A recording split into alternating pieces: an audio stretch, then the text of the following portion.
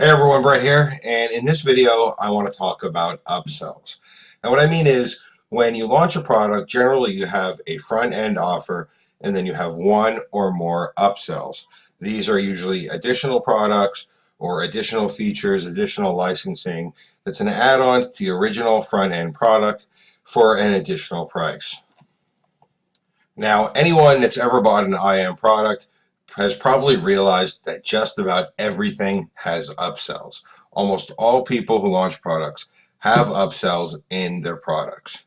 Now, there's a very specific reason why people do this, and that reason is the upsell is generally where the vendor makes his money.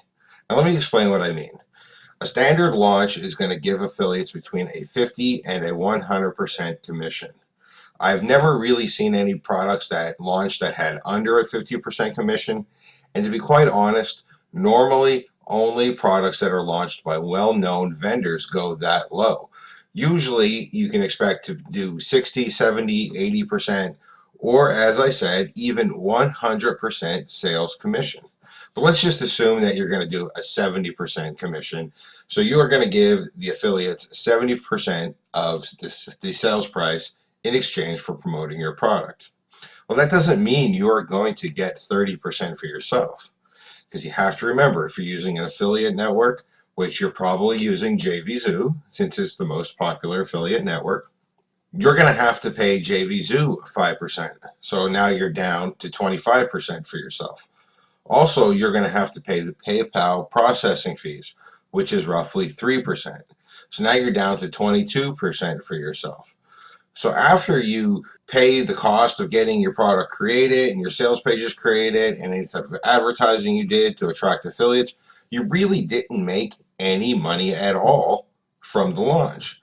Now, sure, you broke even, you built a list, and you got a buyer's list without spending any of your own money because the 22% from the front end sales has covered that, but you haven't profited. And remember, we're not content with just building a buyer's list for free and getting our money back. We want to get paid to build a buyer's list. And that's where the upsells come in. The upsells generally only have a 50% commission for the affiliates. So for example, a really standard model that a lot of new people can use with success is going to be 100% front end commission for the affiliates and then 50% on the upsell. This leaves you the other 50% on the upsell where you can actually make some profit for yourself and get paid to build your list. Now, there's something I want to mention about the upsells. A lot of people, they create a product, they'll have a front end price of say $9 or $11 or $17, some type of low front end price, and then right away they'll hit them with an upsell for $97. And then they wonder why that doesn't convert, why they didn't get any sales on the upsell. And the reason is that going from a low price like $9 or $17 even, right up to $97 is a really big jump. And from the buyer, that's kind of a shell shock. I mean, just imagine if I went into McDonald's and I bought a value meal and they asked me if I wanted to supersize it and they said it was $35. Well, that's kind of silly. Nobody would do it. But I go into McDonald's, I buy a value meal for $9. They ask me if I want to supersize it for a buck more. Well, most people just say yeah without thinking about it. The same thing actually works with a lot of business models. I mean, I went to the car dealership the other day and I got 4 new tires on my car. And while they had the tires off, they said to me, "Hey, Ray, we noticed your brakes aren't really in the greatest shape. Would you like to change your brakes too? It's going to cost $60."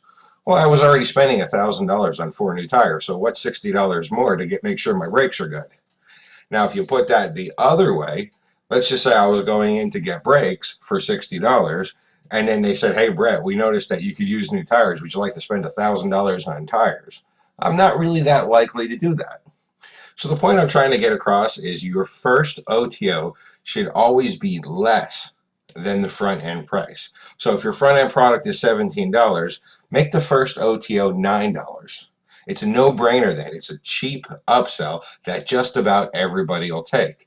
And I've gotten 60 to 70% conversions on the upsells by using this method. After that, then have a second upsell That's the big one. That's the one that's $97 or $77. Um, by the time people get to that upsell, they will have already gone through the entire funnel. They will be heavy buyers, and they will be likely to buy that one as well. Whatever you do, do not hit people with a big upsell right after they buy a low front end price. A lot of times it just makes them mad.